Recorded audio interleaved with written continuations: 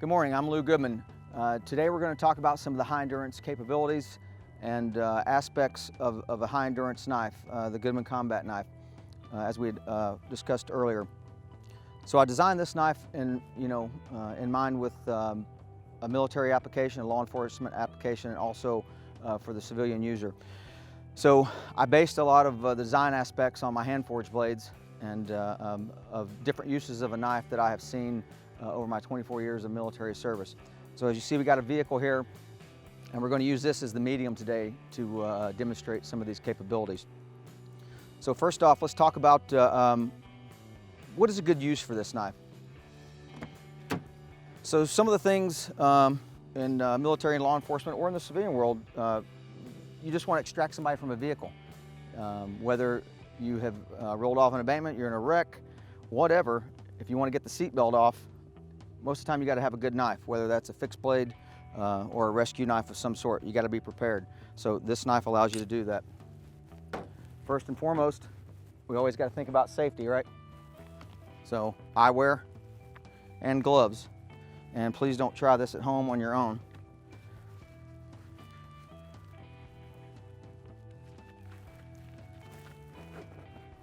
So a lot of times getting somebody out of a seat-belted car, if you're law enforcement, you may have done this quite a bit, or military, but your average Joe just has never tried to attempt this. So, you know, it's just really loose, and obviously there's gonna be a person in here, so you don't wanna move the knife toward the person.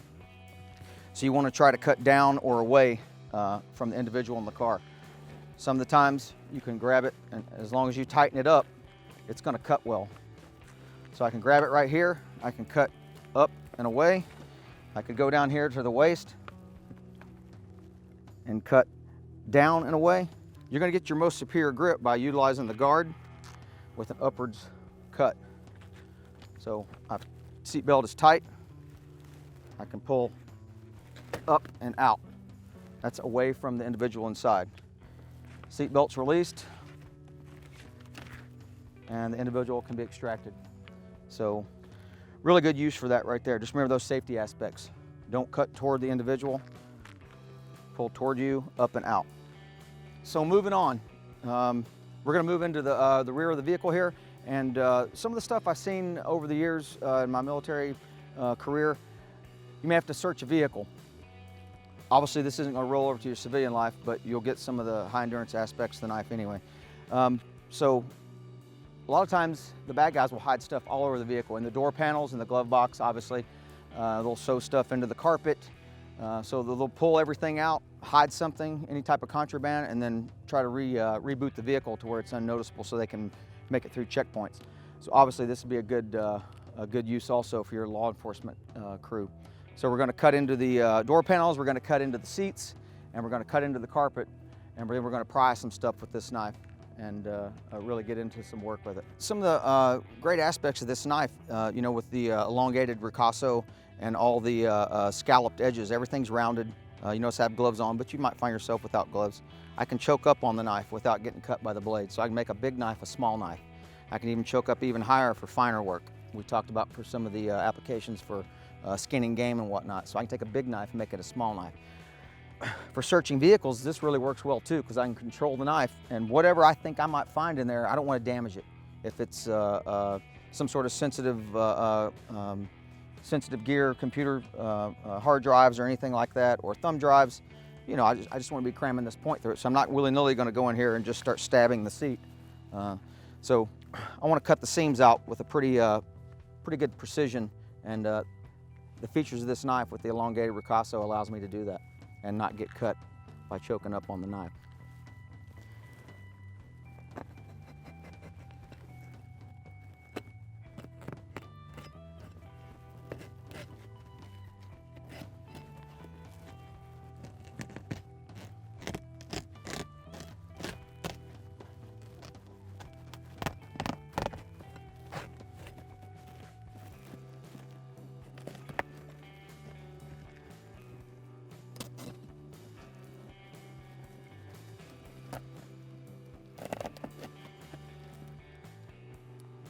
Notice during this, when I need to turn my hand a different way, I can choke up on the knife, use the guard again, cut the knife away from me. So any any angle, the knife's really going to work for me and keep my hands safe. Changing up again, finger in front of the guard.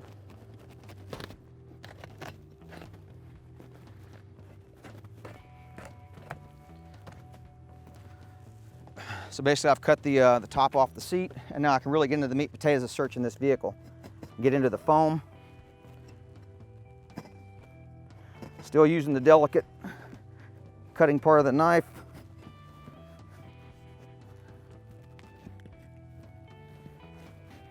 And the foam comes right out.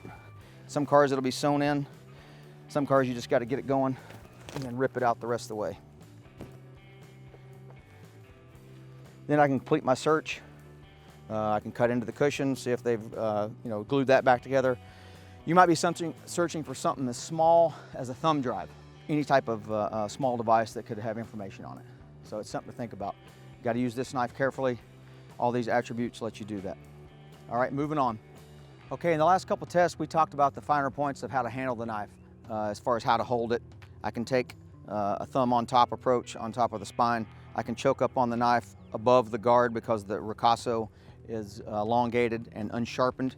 I can take a big knife and make it an even smaller knife by taking my middle finger, go in front of the guard, really choking up on the knife. So I got my forefinger on the top directing the blade, and I've got my middle finger in the ricasso area, which is extended, and my third and fourth finger is still on the handle. So I've got really good control of this knife and finer points. I'm trying not to damage anything. It goes back to like, I want to stress also, the first test we did with the seatbelt cut and then cutting into the cushions, and the next test we're going on to, these are in extremis tests. We're not going to cut the seatbelt if we can hit the button and take it off. We're not going to cut the door panel off on your personal vehicle looking for your, if your kid's trying to hide his gummy bears. These are military law enforcement applications in extremis times when you really need this blade in emergency. Okay, let's talk about the strength capabilities of this knife. Okay, it's PD1 steel, and it's been differentially hardened. What that means is the spine and the middle section is at a certain Rockwell rating of around 33, and the cutting edge has been differentially hardened down up to a 59 Rockwell. So it makes this knife super strong, and it's been tempered 6 times over the course of all those treatments. And it's a full tang knife, as you can see, as we discussed before. So it's a very strong knife. You can pry with this knife. This is primarily a cutting tool. Secondary and tertiary, it can be used to pry with, and that's why it was designed based on, like I said before, a lot of the experiences I've seen over my military career. Back to searching a vehicle, military law enforcement applications. If you wouldn't mind, bring the camera up here. So we got to get these door panels off. I don't want to carry a bunch of heavy tools, hooligan tools, hammers, pry bars. So I'm literally going out the door with my personal protection gear, my kit, my helmet, my weapon, my night vision, and then I want this knife with me on my kit. So I've got to finish the search of this vehicle, so I want to pry some stuff off here. I've done this hundreds of times in the Middle East looking for contraband in vehicles. Like I said, this could very easily flow over into law enforcement searches. So I'm always looking how to save my knife. So I'm always, primarily it's a cutting tool, so I want to save the cutting edge. It'll take a lot of abuse, but it won't cut 2 inches of steel in half. So I'm always trying to protect the cutting edge. The rest of the knife, I'm just using as a tool. So I want to get it in somewhere pretty easily, and I'm using the back of the spine to pry and keep the blade off of metal. As in with all car doors, there's always a bunch of metal inside. So if I can just get a purchase, a lot of those can be pried off. I'm easing the tip in, using it to pry, getting a bite, getting that down, pried some plastic and metal there, no tip deformation, nothing going on there, still good to go. Working my way around, get the knife in there, give me some purchase. A lot of times in military and law enforcement, they're using a hooligan tool for this.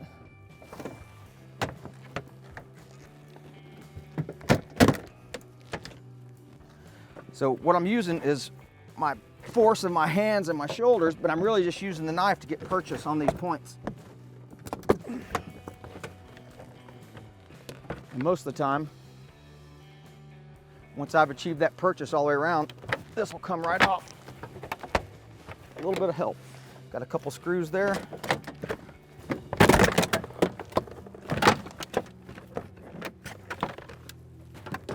So now I can start doing all the finer work. This is a late 90s model American vehicle. These are designed a lot different than foreign vehicles, so you could see a whole mass of different stuff inside. See, that'll cut all the plastic away. I don't know what's in here, so I'm still trying to be a little bit careful. So I'm just using the knife as needed. I'm changing up my grips, the forward grip, using the guard, the fine grip.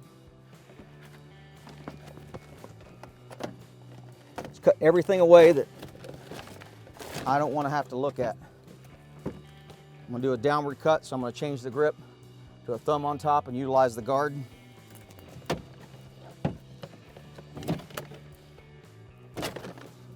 So we just had 4 strands of like coaxial cable, you know, copper, some sort of metal inside. 1, 2, 3, 4, 5 strands, no edge deformation, cut right through that. Now I can pretty much go ahead and search this as needed. You know, I could take the speaker out, whatever. So like I said, I want to protect the edge because it's primarily a cutting tool, not a prying tool, but it will pry if you need it to, and we'll do some more demonstrations with that on around the vehicle. All right, so moving on, some of the other cutting tasks. Moving around the vehicle here, anything can be hidden in the rear compartment.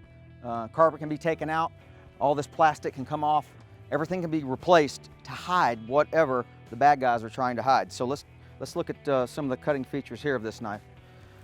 So I've got a standard rear carpet here with the plastic's been replaced on it. I'm not even going to try to pry this off. I'm just going to go straight for the carpet. So I'm going to use a reverse grip or a finger on top of the spine grip so the guard is protecting the rest of my hand. I'm just going to kind of baton it in, and then I'm just going to do a straight pull across. And this is pretty heavy carpet, but you can see it cuts it pretty much, I hate the old term, but like butter. But it's kind of like skinning a game animal. If you were coming up under from the up the center line of a game animal on their stomach, if you're going to have to gut a game animal, it's pretty much the same, similar. I had a pretty low angle, so I'm not jamming the tip of the blade. Like I said, I'm protecting my tool. I don't know what's under here, metal. So I had a pretty shallow angle, and it just ripped that carpet right out. Underlayment comes right out. I'm going to switch over to a high on the ricasso using my forefinger there. Some fine cutting, get it out of there.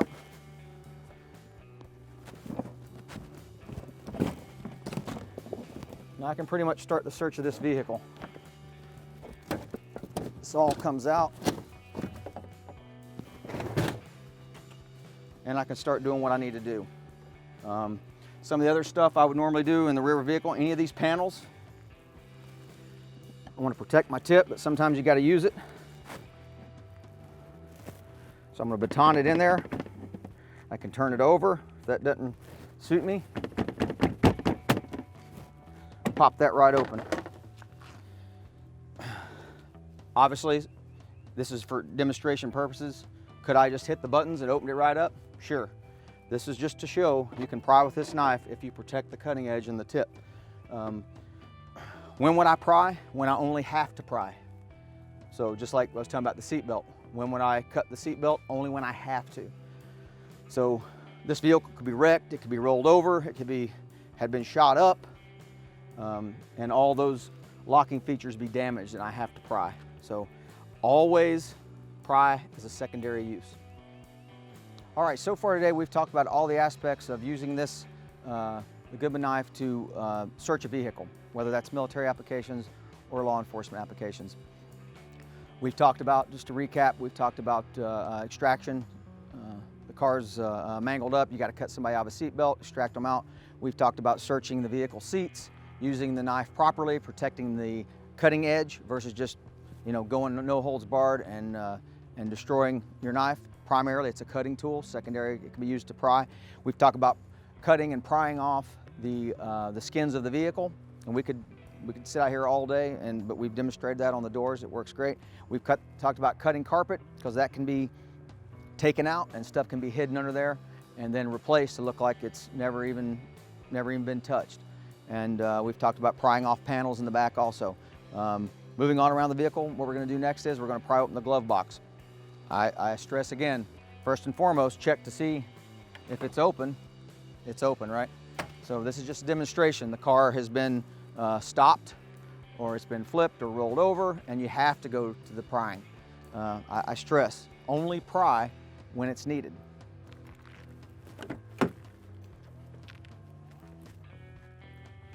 So again, just with all the other cutting chores, I'm not just willy-nilly going to just jam the knife into any part of this and start prying.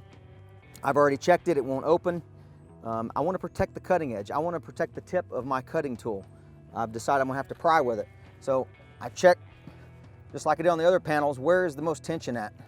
Obviously it's going to be on the lock, but there could be other studs in here or something that is holding this down. So I'm just going to pry my way in. I can choose to go cutting edge up or cutting edge down. As long as I'm protecting it, I'm just going to kind of use a left-hand grip. I'm just going to baton it in there slowly. Now I'm moving it over. I'm checking. Okay, this side's not caught up with anything. Seems like the locking mechanism is in the center, just as it shows. I'll do the same over here. I'm going to pry it in a little bit. Yep. So most of my tension's on the center. So I'm going to come back in with the knife. Tap, tap, tap. Try to get in there as deep as I can. I can use an upward pressure or downward. Let's see. I think I'm gonna have to use downward, somewhere here in the middle.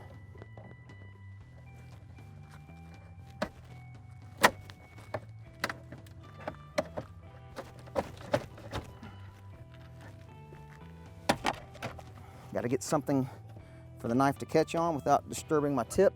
So I'm just working it around.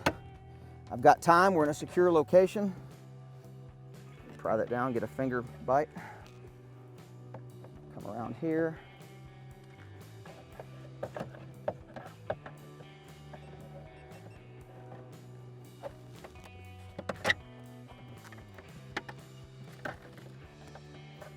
There we go.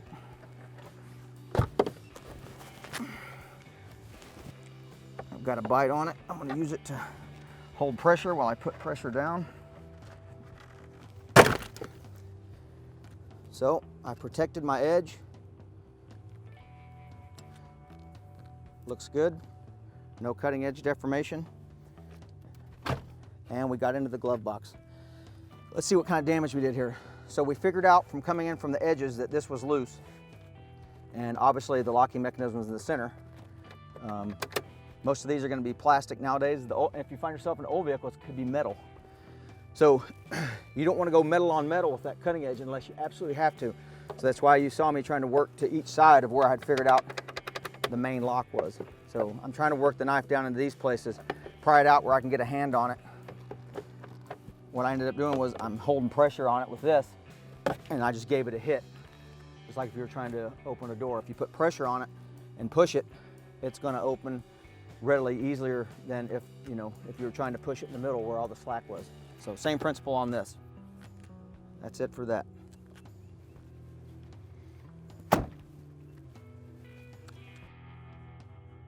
All right, moving on, let's talk about some of the other aspects and the features of the Goodman knife.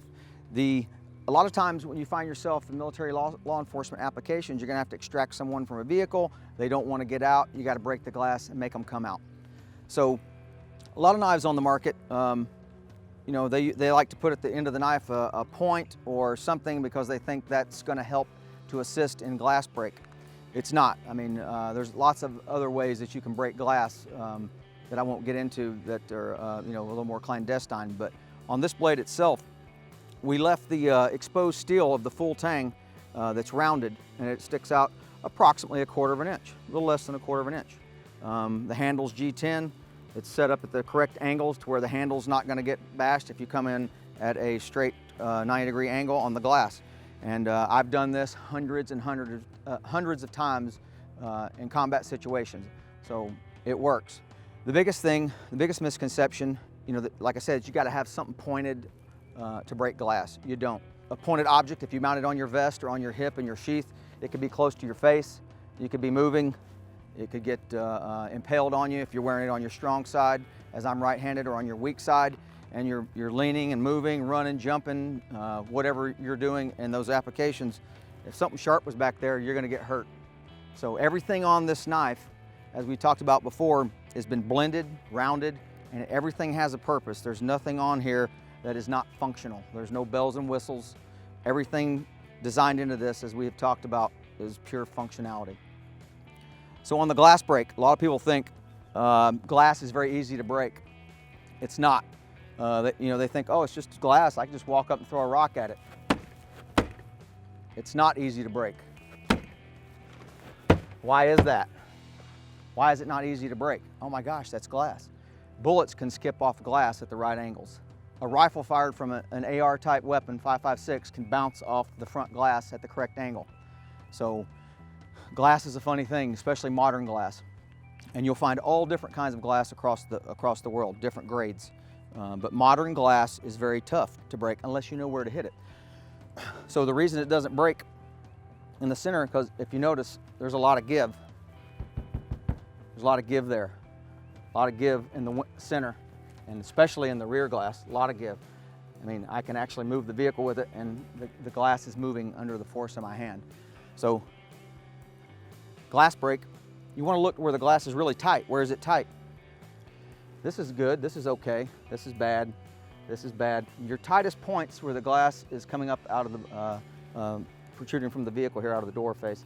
So here and here, here, here, anywhere in here like that is going to be your best chance. Here, this is going to be kind of hard because you got the mirror in the way, so this is a good spot. It's pretty tight, and you can check that. I mean, it's not rocket science. That's super tight. It's not going to take a lot of effort if you know where to hit it just with this small rounded feature. Okay, for glass break, as we were talking about before, you want a proper grip on the knife. So that's why one of the other features we always roll back to is the full guard. Glass break we talked about behind there. So I've got these super thick gloves on, and I've still got plenty of clearance there, but where the palm of my hand is, and the glass break sticking out. Choked up all the way to the guard, I have maximum protection. I can go to the front of the G10 here and roll my thumb up on that little lip there, which gives me a little more leverage.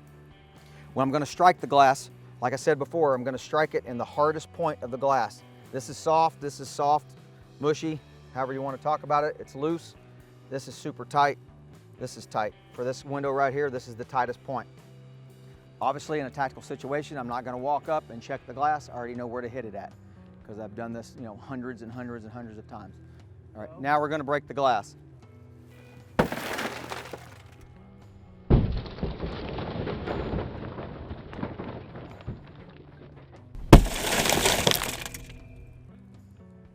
Okay, here we are again talking about glass break. Let's talk about the first one we broke on the rear passenger or the rear driver's side. I did the full wind up just to show you force is going to break it. Hitting it in the right position with the right tool is going to break it. So let's talk about taking it down a notch. How much force does it take using the proper tool? I'm going to choose what I think is the hardest point again. As I said, in a tactical situation, I'm not going to walk up and start pressing on the window. I've trained on this in the past, done it live multiple times, and I know where to strike it. If I can't get it to break in that position, I'll use more force, or I'll move to another hard point on the window. So what I'm going to do is I'm going to start off using the lightest amount of force I can, and we'll see how much force it does take to make this tool break the window. Okay, now I'm going to break it. Okay, I'm going to move to a different position. I don't like that one.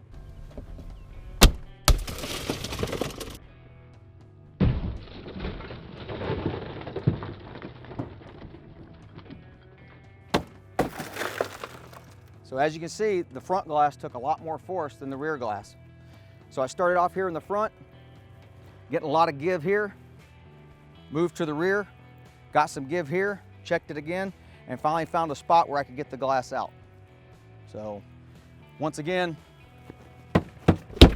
in the middle, it's not really going to break.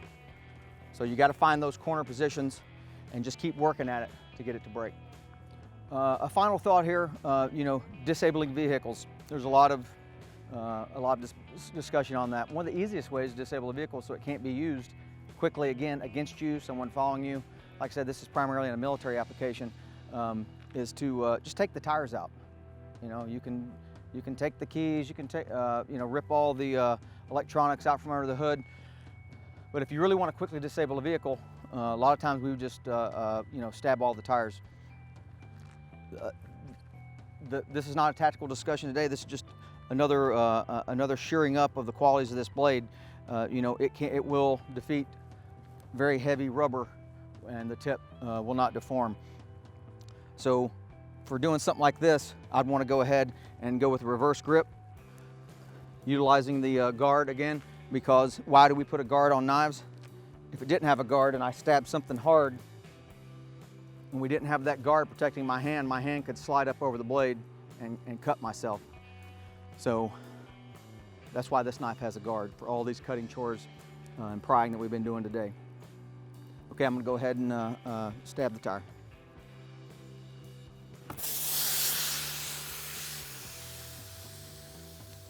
So that little bit of rubber gives no problem to this blade. No tip deformation whatsoever. Okay, let's talk about and recap some of the capabilities that we've demonstrated here today with this knife. Like I said before, PD1 steel, heat treated to our specifications, tempered 6 times, differentially hardened, very, very strong knife. We've cut seatbelt material, simulating extracting someone in extremis times. We have broke glass. We have cut out the seats of the vehicle for vehicle searches. We have pried the door panels off during vehicle searches. We've cut the carpet out. We've pried panels off in the back, moved around to the right side of the vehicle, passenger side, and we've opened the glove box, all without any edge deformation or tip deformation. We disabled the vehicle by stabbing into the rubber. No edge deformation there. And finally, high endurance. That's what it's all about. The Lou Goodman Special Operations Combat Knife.